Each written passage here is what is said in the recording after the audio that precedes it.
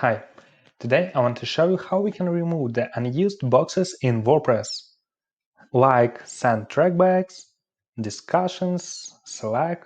You don't need it.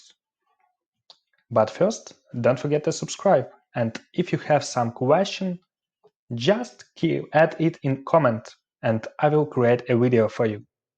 Thank you. So, to remove these boxes, you should simply click the screen options in the right top area and remove the checkboxes from the items you don't need. In my case, I don't need discussions, comments, Slack, author, custom fields, trackbacks, and div page settings and format. Let's check. Great. You see, it works much better and looks much better. You can keep very organized each your screen of WordPress. So after refresh, it will be the same. Nothing to do.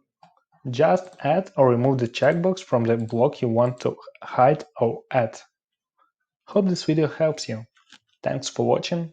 Bye.